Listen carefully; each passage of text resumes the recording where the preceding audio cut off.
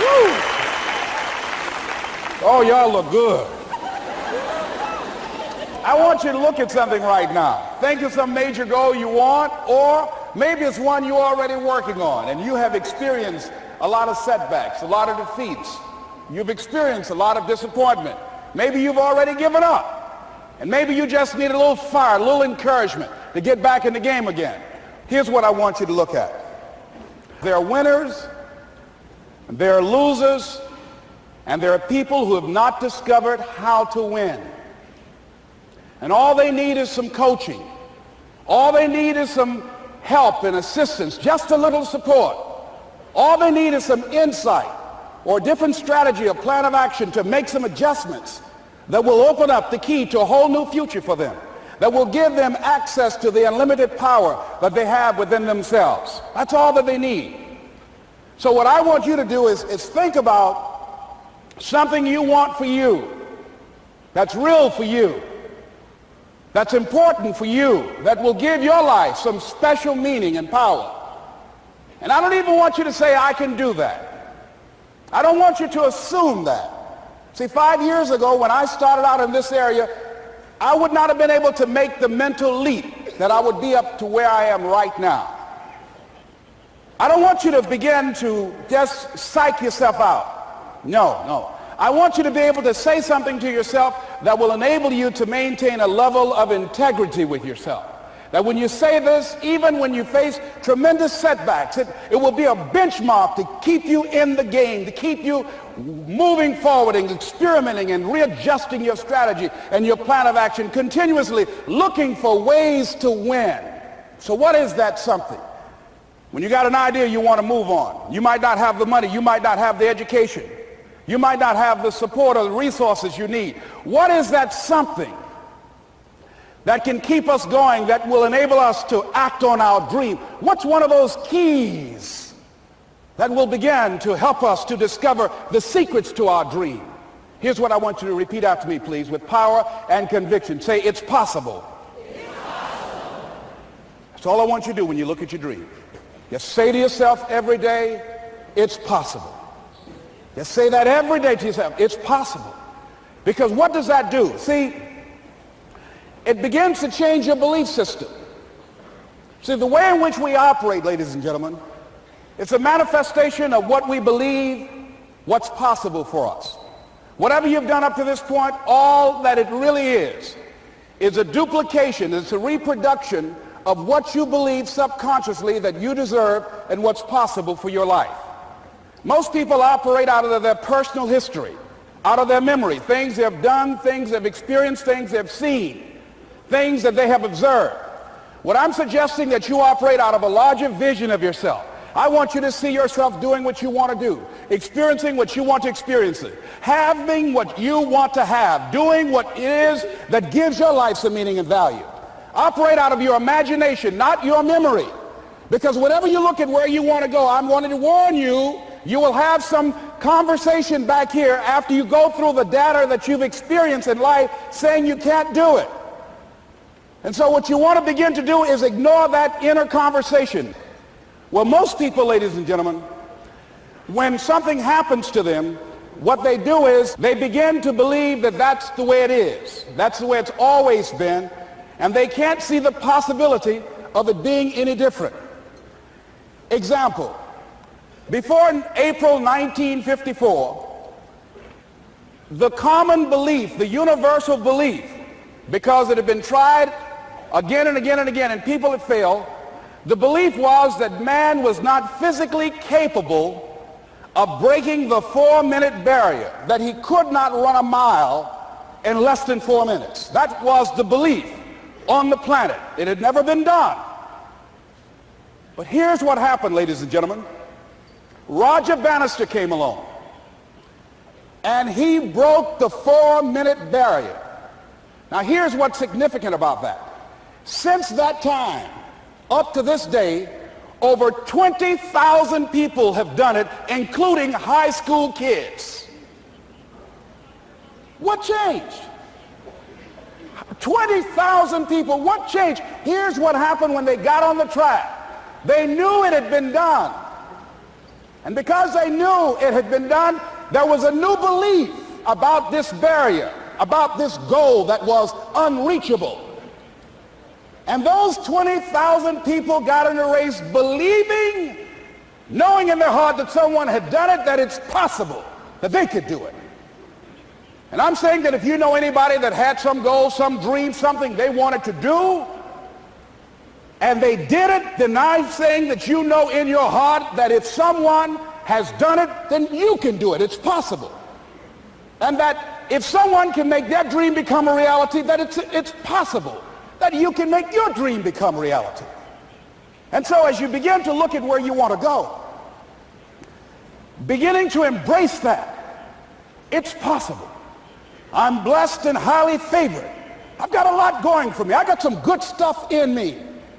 And it's possible that I can bring my greatness out here in the universe.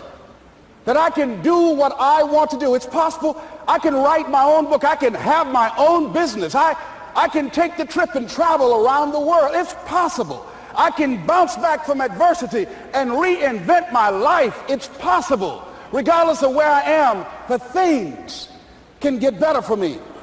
It's possible. I'm thinking about two men right here in Chicago who are fairly successful, similar background, educated. They worked for a corporation for many years, and they were among many people that were laid off.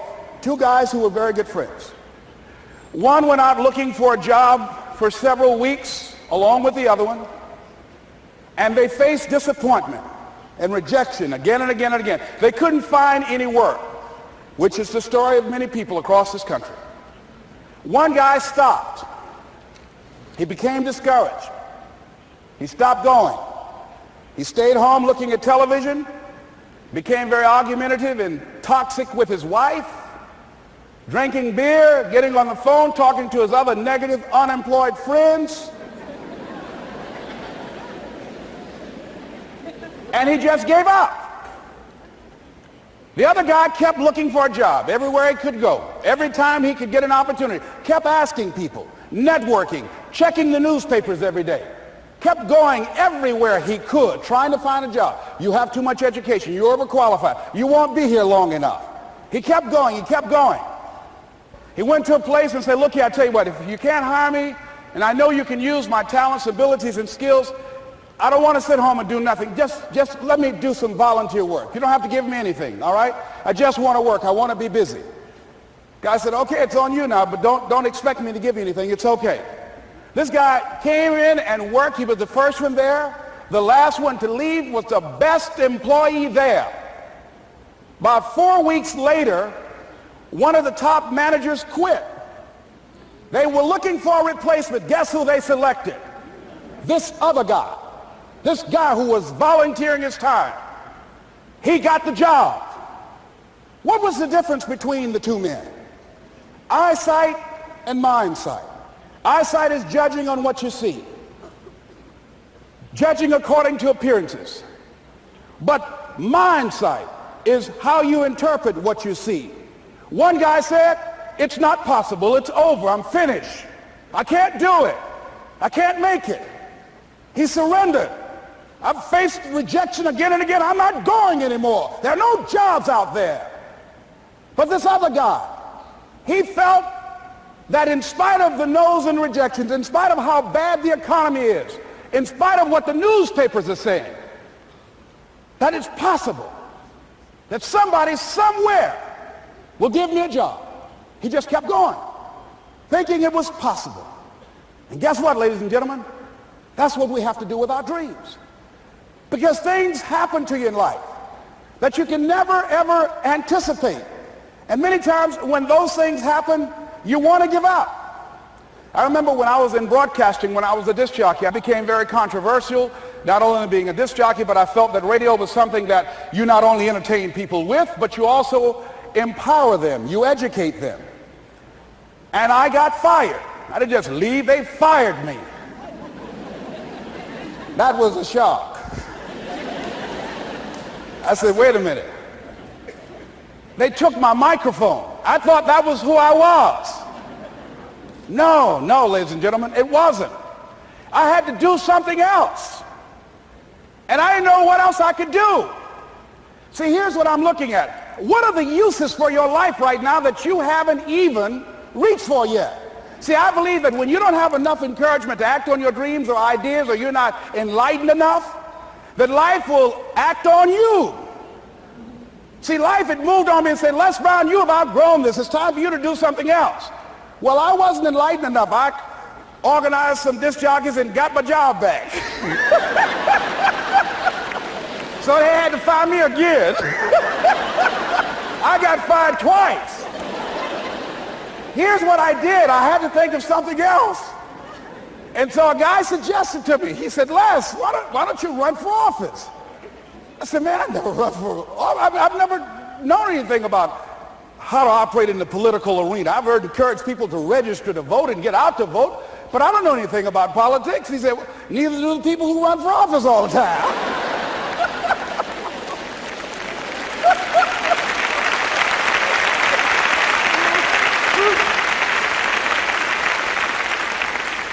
So I ran. Now here's what I'm suggesting. I ran. You got to do what you can where you are with what you have. I didn't have any money. I didn't know anything about the political process. I didn't even have any support. But here's what the guy told me. It's possible you could win. That's all I had. I was running against an endorsed candidate. He was an incumbent. He had the newspaper support, all of the leadership in the community, and I was challenging this guy. So I had a saying when I was on radio, stand up for what you believe in because you can fall for anything. And I would go door to door. I have my kids on one side of the street. I would be on the other, and I'd knock on doors. Hello, my name is Les Brown. Tell everybody I'm still standing. They get on the phone. Child, Les Brown was to my house today. You know the boy on the radio with the big mouth? Yeah, they fired him, honey. Say he's still standing. See, I'm saying just keep moving. Don't start feeling sorry for yourself. Don't spend time blaming and talking about what happened to you. See, whatever you talk about, that's what you multiply and expand in your life experience. So don't talk about stuff unless you want it to keep on happening to you, all right? So I got in that kind of action.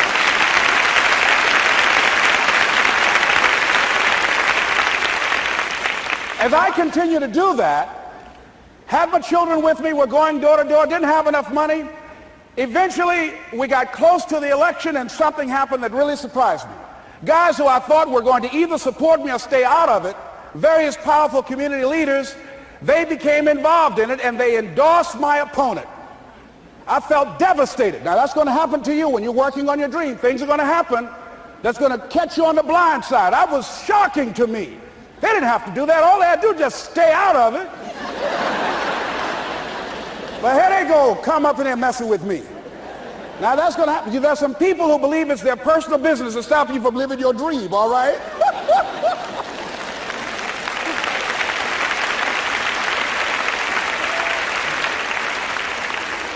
But I didn't deal with that. You want to make your dream come true, you got to stay focused. Some people rather get even than get ahead. Stay focused on where you want to go.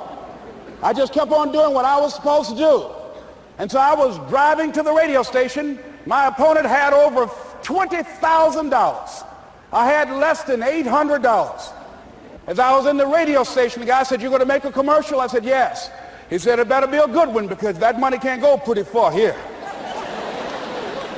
And I sat there in the middle control room and I was thinking. And here's what happens when you get still. Stuff will start coming. Something said, "Call your mama." You used to talk about your mother on the air all the time. Ask her to say a few words for you. That'll be a different kind of political spot. So I called my mama. And I had a gospel record playing in the background.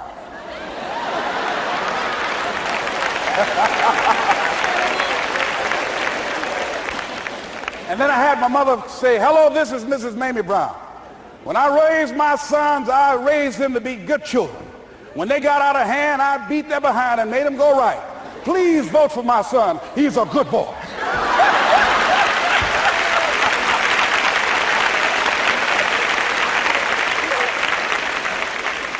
Usually in the state representative race, maybe 3,000 or 4,000 people will come out to vote in a primary.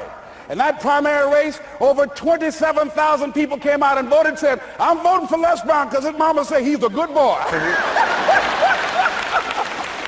I won, ladies and gentlemen. I won.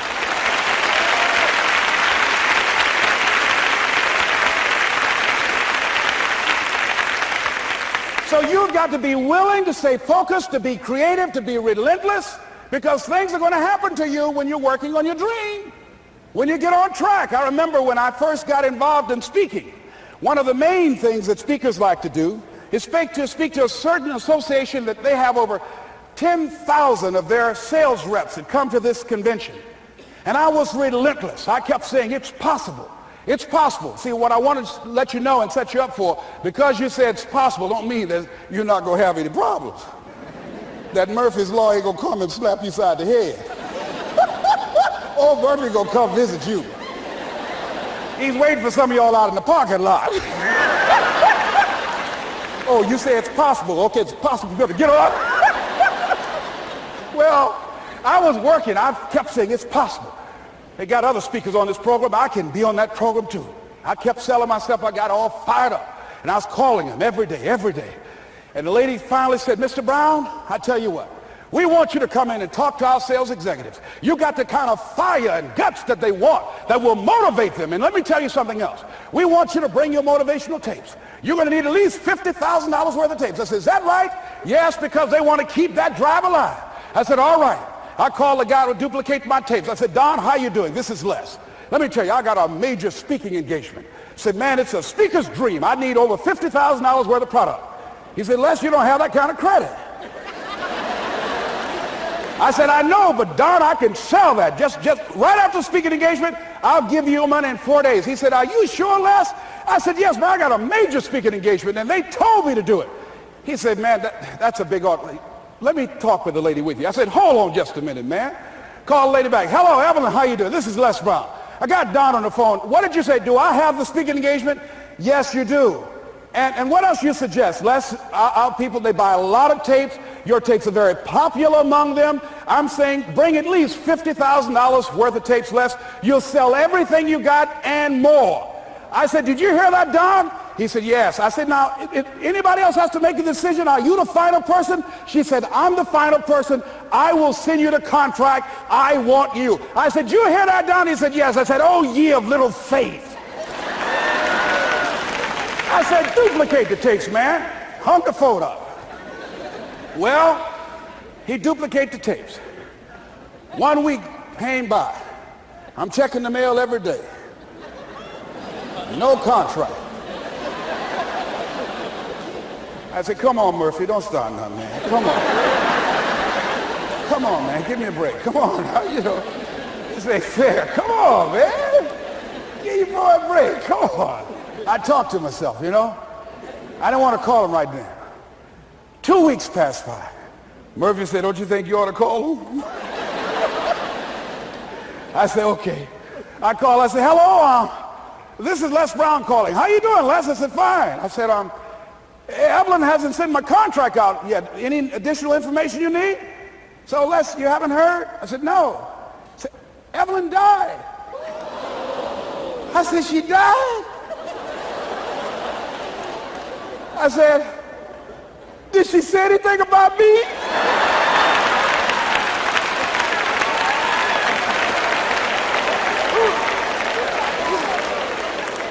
When I got home, I was so wiped out. And Murphy was in the house waiting on me. Murphy said, is it possible you want to listen to some of your tapes?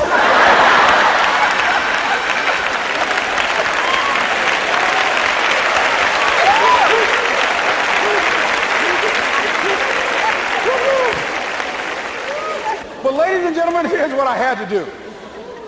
I had to begin to focus on what was the solution. That this was not the only place that I'll be able to sell those products. And as I began to challenge myself and got some help and support and some other input, I eventually did. It took longer, but it was challenging.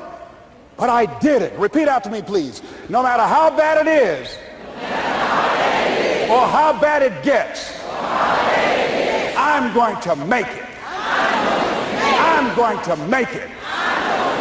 Shake somebody's hand on your right and left and say, you got that right.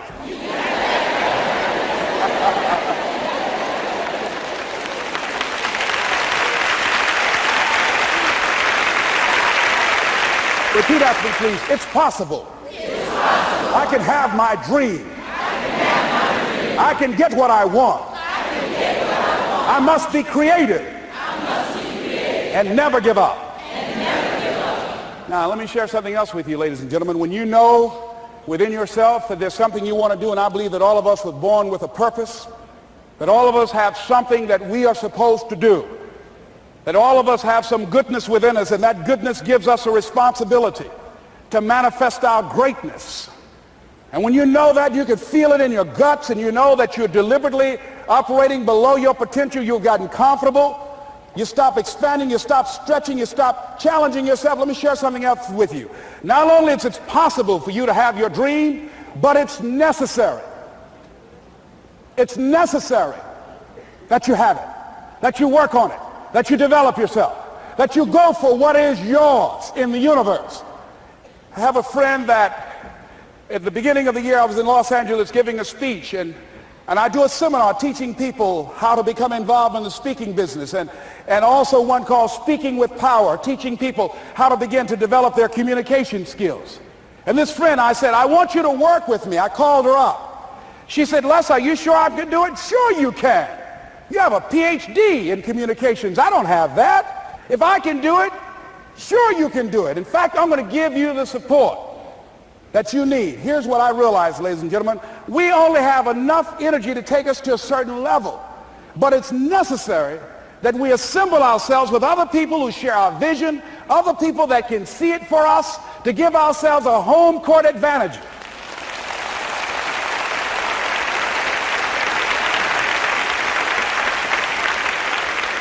So it's necessary that you seek out other people who think like you, who are growing, who have decided that they are not satisfied with where they are. See, I don't believe that necessity is the mother of invention. No, necessity, in my opinion, is not the mother of invention.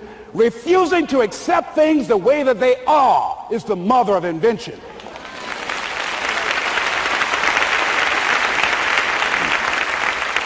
When you decide, I'm not going to settle for this, this is not going to be it for my life, I deserve more than this. See, that will start making you do some stuff. See, a lot of people go to work every day miserable, and all they do is just talk about how miserable they are. But they don't do anything about it. So I was telling her that I knew she hated her job with a passion. I said, you can do this. You got more going for you than I have going for me. And we've been going through this for years, ladies and gentlemen. She'd been to my seminar speaking for a living. She brought her husband, and that was one of the major problems that I realized that happened in her life. He couldn't see it for her. So you got to make sure that you have people in your life that can see it for you, that will encourage you. Non-affirming relationships can hurt you.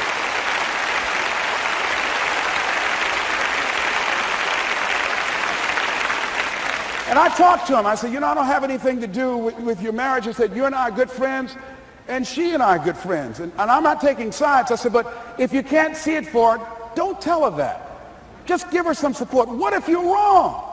It's possible, man, that if I'm doing it, she can do it. Well, you're different. How are you going to tell me that? You've seen her speak. She's got great speaking skills. Don't underestimate her. You don't know. You've got a great woman here.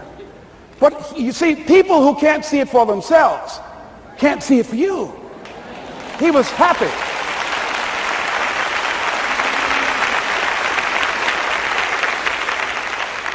So I said, will you do it with me? I said, I'm going to give you the support you need. You can't do it by yourself. I will stand with you. She said, you will? I said, yes. I'm going to make you a part of my seminar. You'll do a part of it, and I'll do a part of it. Speaking with Power. She said, okay.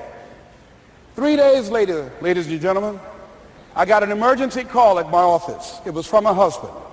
He called and said, tell Les Brown that Marion is dead. I said, oh no. when I was flying there to go to the funeral. And I remember the last time that I saw her, and I had some of her papers that I had gotten inadvertently confused with mine, and I took them home. And I was searching through these papers to do one of her works. She was a prolific writer. And what got me, what was so sad that made me begin to cry, was that there were poems that she had started that were profound poems, great thoughts that she didn't complete. Plays that she had started that she didn't complete. See, that poem was given to her. I can't finish that for her, nor can you. That play, whatever the outcome that she had envisioned, that she had imagined, was given to her. Only her. And she's the channel that was going to come through. You are here, and you are the vessel, you are the outlet for the universe. That you've been selected. There's something for you to do. I believe all of us have some purpose for being here.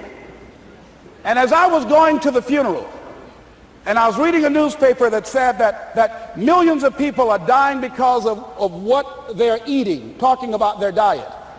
And I'm sure that it was Marion talking to me, whispering, saying, Les, the next time you speak, say that even more are dying because of what's eating them.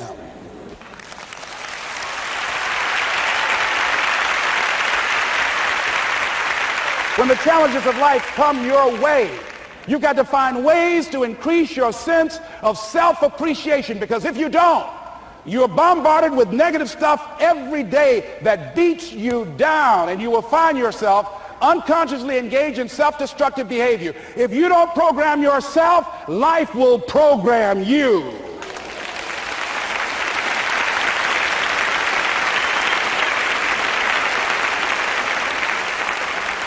So you want to have an agenda for your life. It's necessary that you have some direction for your life. A friend at the National Speakers Convention gave us a presentation, and it really struck me. He was talking about when he was traveling across Europe, Warren Gresham, and he said at different points soldiers would wake them up on their journey and ask him the question.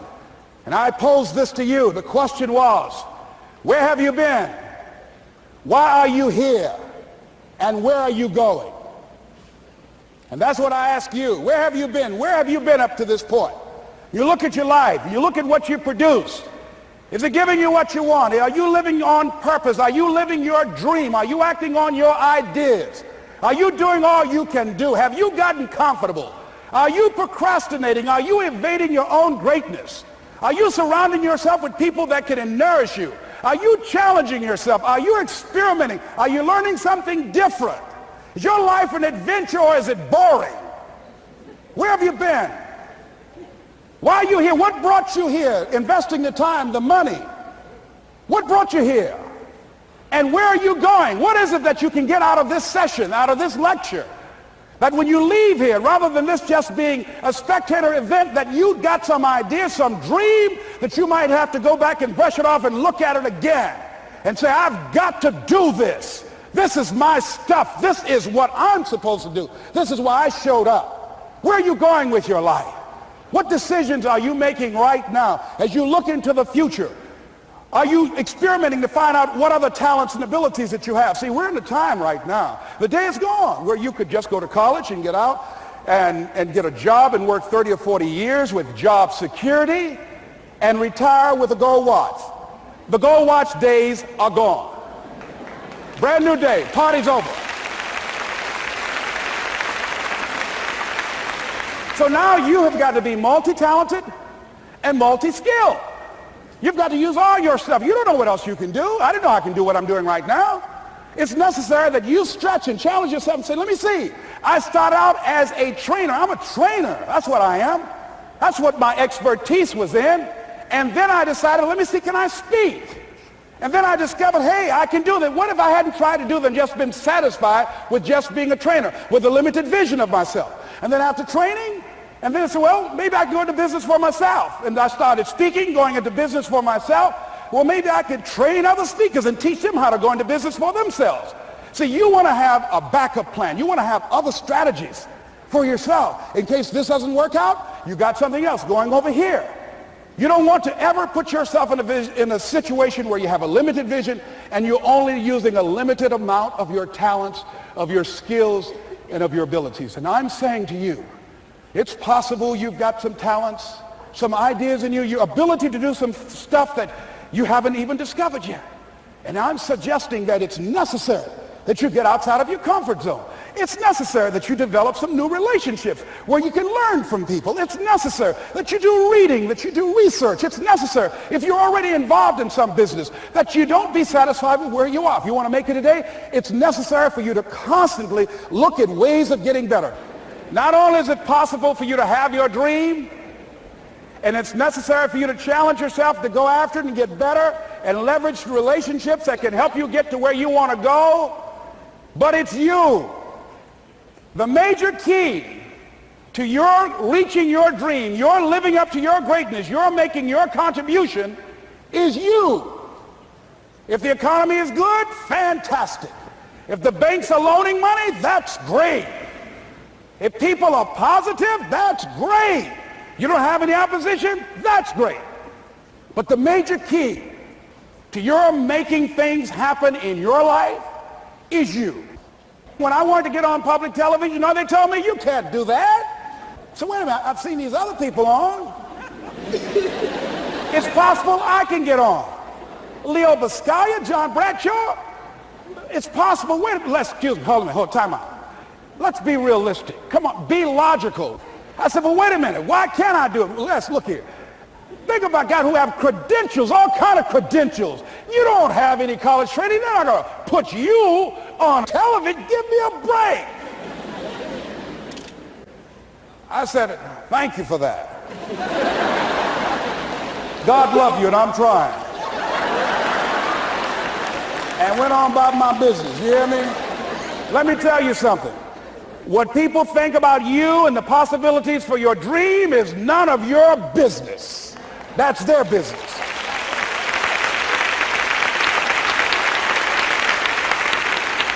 They have no imagination, ladies and gentlemen. They're living out of the past, out of their memory. Their attitude is it can't be done because they haven't seen it. They're judging according to appearances. The people that are going to make it in the future, the people that are making it today, let me share something with you. History is being read, but it's also being written by people with imagination.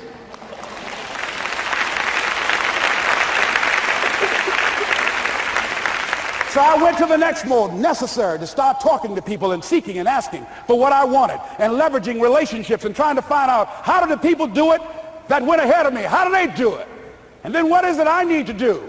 How is it I need to train myself, to develop myself? What's the resources that will be required in order to make it happen?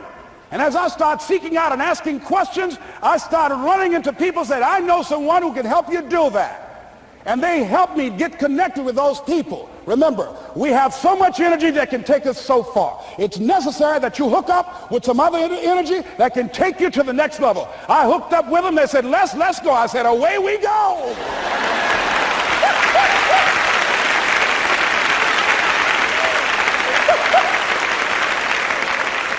And guess what? Here we are. I love it. You want your stuff?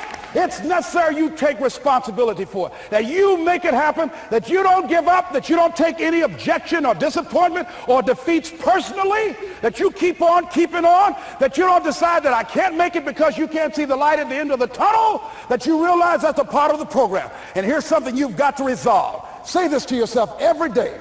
See, as long as you're breathing, you got a shot at your dream. That's the way I resolve. Say this, please. It's not over until I win. You got that right.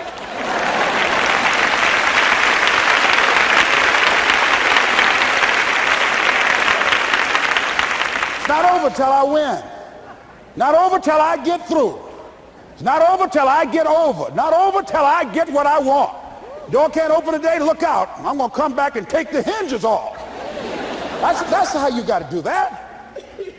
You've got to have that kind of courage, that type of determination. If you want to make it happen, it's you.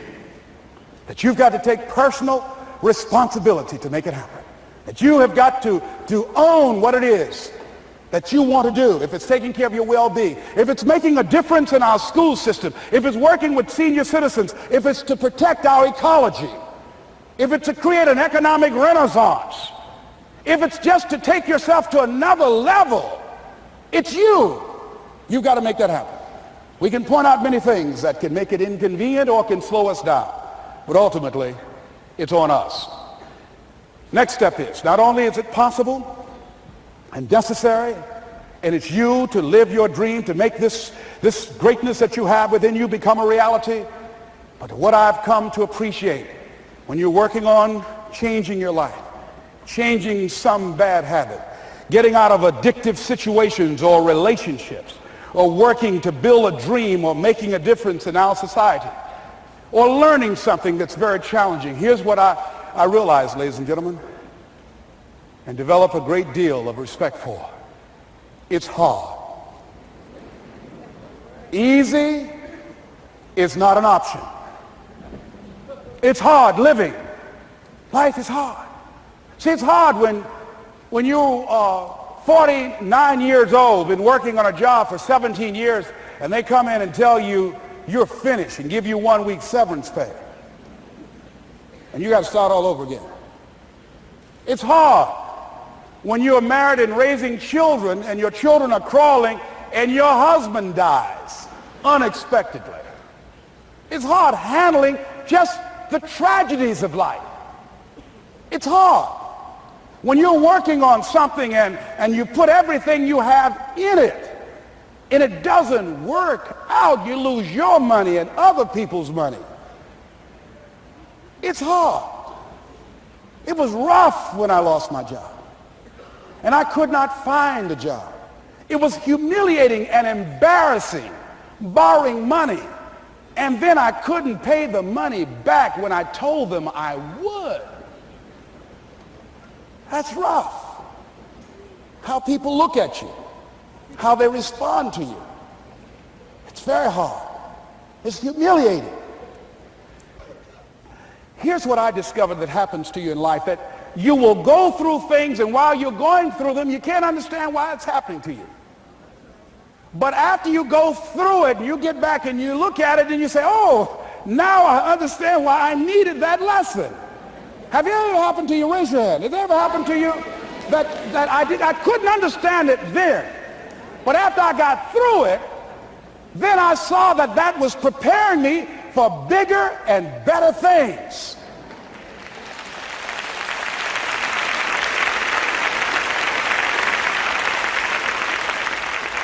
That as you go through the challenges of life and you look at it and embrace whatever comes to you, don't run from it.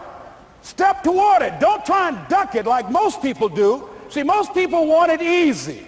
See, easy come, easy what? Easy go.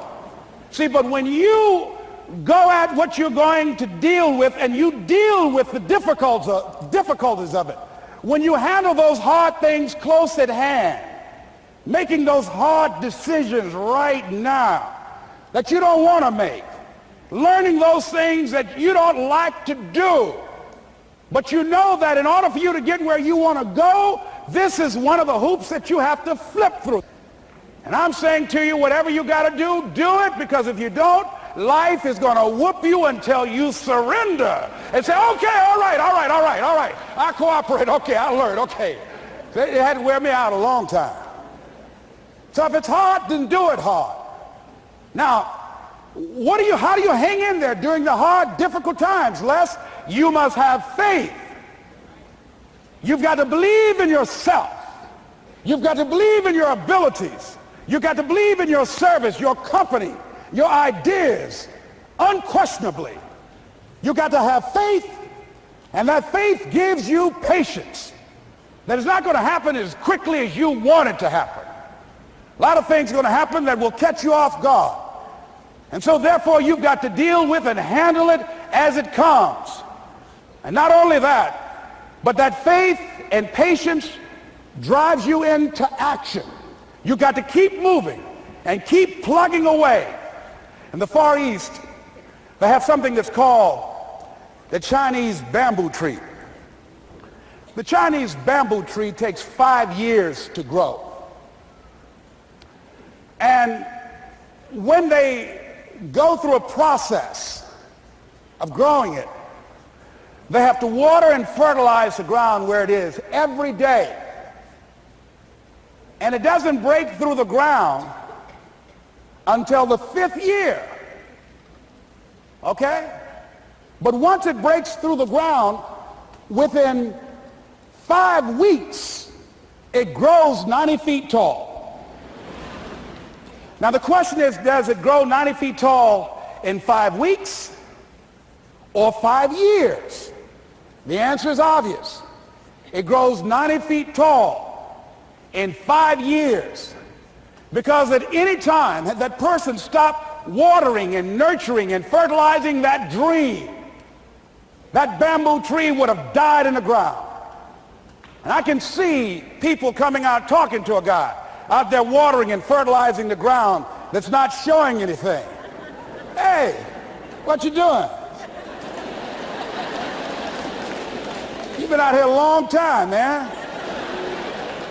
And the conversation in the neighborhood is, you growing a Chinese bamboo tree, is that right?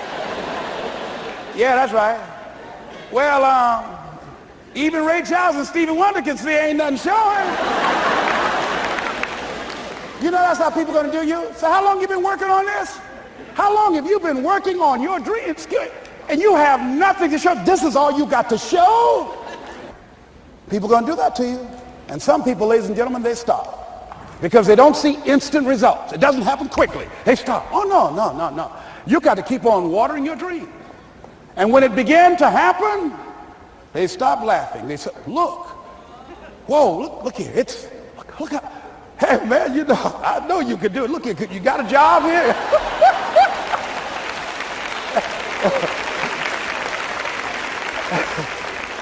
See, during those hard times, we didn't know how you're going to make payroll. During those times when you failed and things didn't work out, they were nowhere to be found. But you know what I discovered? When you're working at your dream, somebody said the harder the battle, the sweeter the victory. Oh, it's sweet to you. It's good to you. Why? See, when it's hard and there's a struggle, see, what you become in the process is more important than the dream. That's far more important. The kind of person you become, the character that you build, the courage that you develop, the faith that you're manifesting. Oh, it's something that you get up in the morning, you look yourself in the mirror, you're a different kind of person. You walk with a different kind of spirit. And people know that you know what life is, that you have embraced life. You knew it was hard, but you did it hard.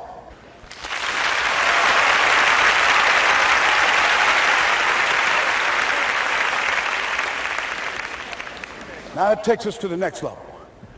If it's hard, why do people do it? You ask people who do things. Why do they go it? People who climb mountains just for the sake of it. Nobody paying them to do it. Just do it. Somebody said, I'm going to run around the world. He said, well, why would somebody want to do that? I'm going to swim the Atlantic Channel. Why? Why do people do that? I wondered, why would a Nelson Mandela give up 26 years of his life? Why do people do that? Here's what I discovered in high school. High school, I decided I wanted to go out for football. Never forget this. And I discovered why people do things. You know why, ladies and gentlemen? Even though it's hard, it's worth it. It's worth it. See, one day we had Coach Alkin Hepburn had this plaque down there. And this wood on the floor, on the ground. He said, Brown, come over here. Had my suit on. I said, yes, sir. He said, I'm going to have old Larry Littles down there. Old big Larry. Yes, sir. Big, fat, sorry Larry. Yes, sir. Brown, I want you to get down bull neck. Yes, sir. He said, I want you to run at Larry. I want you to put your helmet right in his pit, right up and hit his chest, and knock him off that board. You hear me, Brown? You can do that. Yes, sir. Can you do that? Yes, sir. I said, hubba, hubba. I said, hubba, hubba. He said, Brown, I want you to knock him off. You're going to make the team. I know you can get him, all right? Look at him, how sorry he is. Knees knocking and everything. I said, yes, sir. Then he went down to Larry. Larry Littles, who played 12 years for the Miami Dolphins, all pro for 12 years. This is a bad, big dude. 250 pounds, strength, agile, and all muscle. He said, Larry, He said, man, you know Brown down there. He's down there talking about your mom and everything. He talked about how fat and sorry you are and how he's going to knock you off this board. Larry now spitting fire and growling and foaming at the mouth. And I'm looking at Larry saying, oh, hubba, hubba. He said, look at that fool down there growling. He told me he's going to scare you, that you're going to leave. Are you going to leave? No, coach, I ain't going to leave. Go down there and knock him out the park. Boy, coach got back. He winked at me. Go get him, Brown. I went hard. I ran into Larry with my helmet. Larry said, boom. I don't know where I landed. When they woke me up, I said, can y'all take this helmet off me for a minute? I said, y'all got any more positions out here? They said, like where? I said, don't y'all need an announcer? They said, Brown, where you going? I was crying. They said, man, some girls over there. I said, I don't care, man, I'm hurt. So that fool almost killed me, man. He said, Brown, you quit, man? I said, yeah. I said, what? I said, it ain't worth it, man. No, it ain't worth it. Y'all go ahead. Y'all crazy. I'll be your announcer, man. I was calling the game. I was up there in the booth. Call good games, too, because the pain wasn't worth it to me. And I'm saying to you, you know why people do what they do? The people who go after their stuff, what makes it worth it? It's got to be your passion. You got to love it, ladies and gentlemen. You got to love it. It's got to be what you are supposed to do. You want to sing, and even though they want to invite you to Carnegie Hall, you're going to sing to anybody that listens to you, including singing to yourself. I used to talk to my plants when nobody else would listen to me. You got to write, even if no one published your book, write, because that was given to you to do. You do what it is you're supposed to. You're supposed to build something. You're supposed to create something. I don't know how to do it. Learn. Do whatever is required. Just go out there. It's possible you can get what you want. It's necessary. If you want it, you got to go into action. You got to be willing to experiment. You got to be willing to fail and to succeed. You got to be willing to form and to develop new relationships. It's you. It's on you. You got to make that happen. Nobody's going to bring it to you on a silver platter and say, here's your dream manifested. No, it's hard. Yes, it's hard. It's difficult. Yes, right. And it's worth it.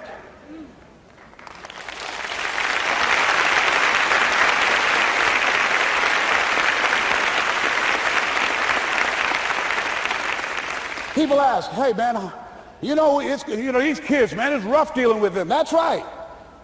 That's right. You think peer pressure happened overnight? We went through peer pressure.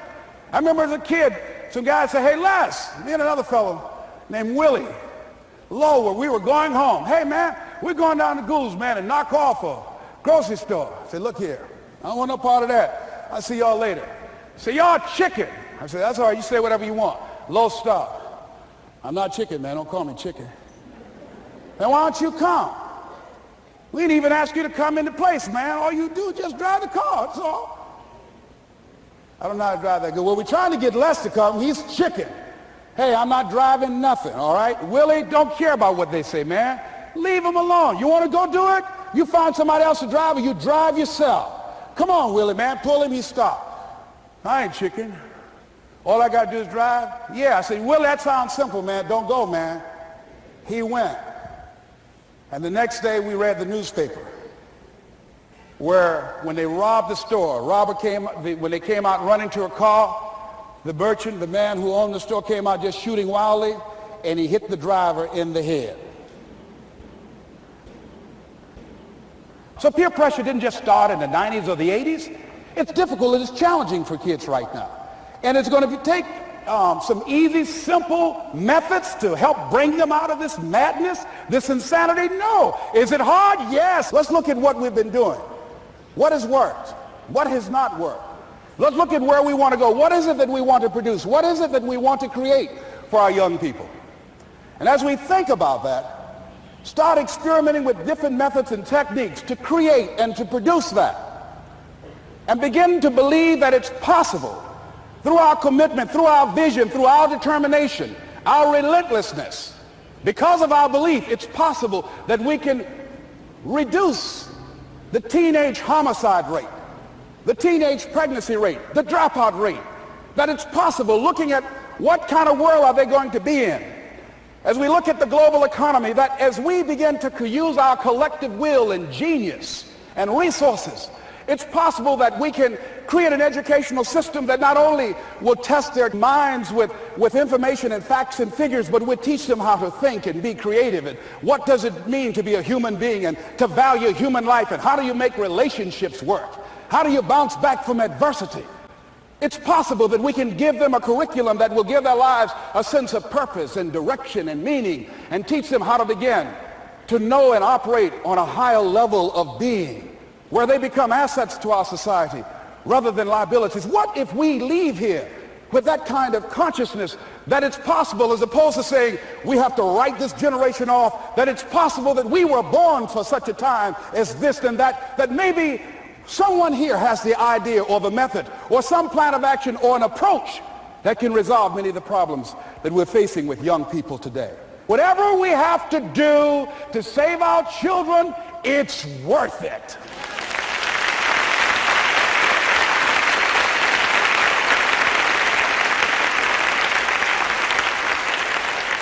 And so that brings me to the final step, that it's necessary for us to begin to look at the future and know that it's possible that we can have our dream. Yes, it is.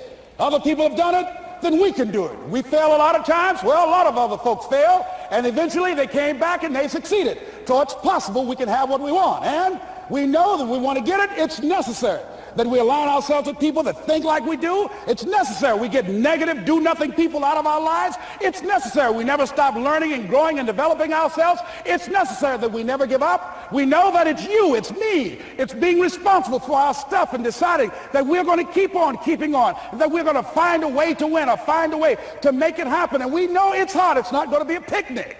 Yes, it's hard, and we will do it hard. And once we do it hard and we go through it, we realize it was worth it. And once you discover it was worth it, it is done. It's done.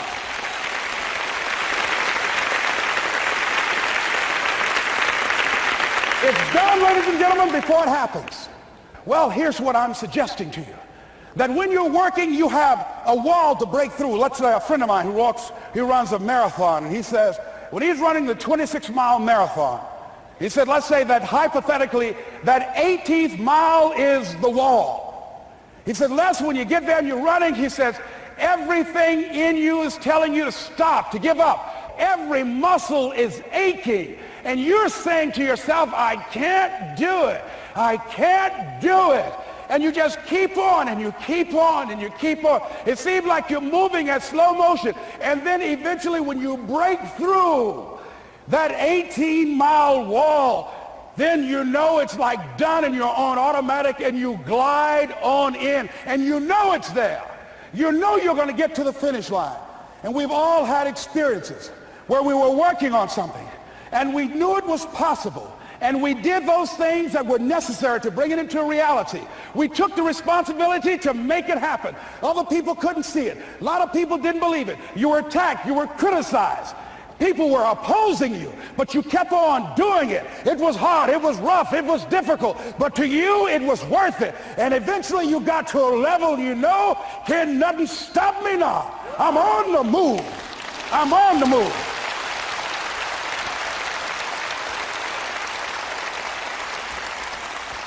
Finally, I'm thinking about a friend of mine who is no longer operating on this dimension. His name was Jack Boland. He had this vision of a church that would serve various types of needs for people, their supportive needs, and helping them in recovery from drugs and alcohol and whatever addictions that they might be involved in. And he was known for bringing in different kinds of speakers. And over a year ago, he was diagnosed as having cancer, and he announced to his congregation that he's going to be taking chemotherapy, and that it was a possibility that the cancer would go in remission, and he was optimistic about that. And sure enough, it did for a year.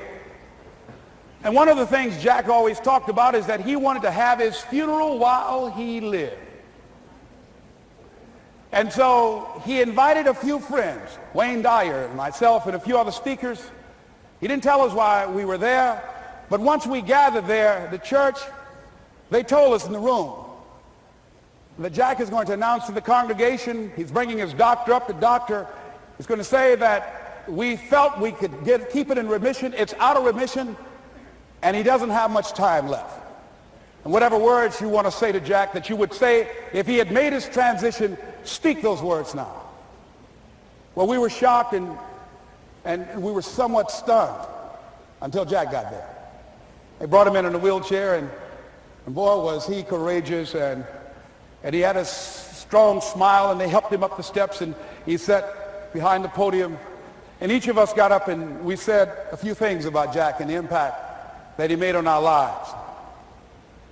And he said, the doctor, after announcing that Jack didn't have long, he says, "Doctor," he said, "I accept what you say, but it's possible that does not have to be the case. But if it is, I will enjoy life to the very last breath I take, even the chemotherapy. I will enjoy that." And Jack did, ladies and gentlemen. And when they said that all of his vital organs were failing, they called his family and his close church staff to the hospital and said, "He's dying." And so they came and they all gathered in the room. And Jack at that time was unconscious. And he gained consciousness, and he looked at them and he said, with what strength he had, he said, "I want to thank you all for being here. You've been a great staff to me." He looked at his sons, his daughter. He said, "You've been a great family." He said, "Don't feel sorry for me." He said, I'm ready to go. I'm looking forward to the next adventure." And he sat there for a little while, laid there, and he closed his eyes, and he lost consciousness. About an hour and a half later, he opened his eyes, and he looked at them. He said, "This is embarrassing. I'm not dead yet." They were laughing through their tears. They said, "Jack, you are a character." He said, "Hey, I hate giving up this kind of control." So they predicted that Jack would die at the end of February. And then on the 2nd, they said, he won't see the light of day. He will be dead by morning. Ladies and gentlemen, Jack died on March 4th. And we believe that even in his dying, Jack sent his congregation a message that I want to give to you with his permission. March 4th is the day he died, and we believe Jack was saying, "March 4th."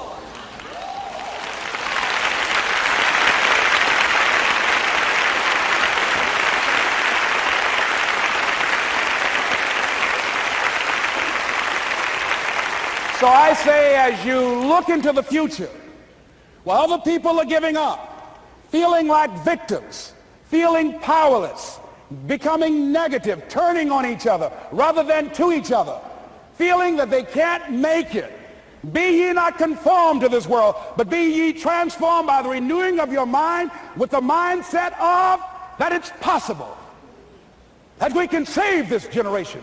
It's possible that we can create new industries, a new economy. It's possible that I can find a new profession, a new job. It's possible I can create a new life. And it's necessary that I become actively involved in becoming a positive force in my life and on the planet. And it's me, yes, it's you, it's all of us, pulling together, working together to create this brand new future. And it's going to be hard. Easy is not an option.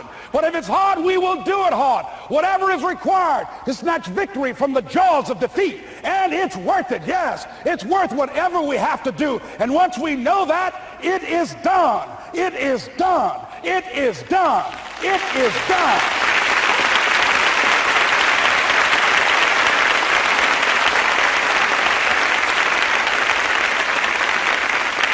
So I say to you, whatever your dreams are, whatever you want to do, in the spirit of Jack, March 4th. This is Mrs. Mamie Brown's baby boy, Leslie Calvin Brown, saying, it's been a plum-pleasing pleasure as well as a privilege. Thank y'all here. Thank you. Thank you. Thank you. Thank you. Thank you very much. You're very kind. Thank you. Thank you very much. You're very kind. Thank you.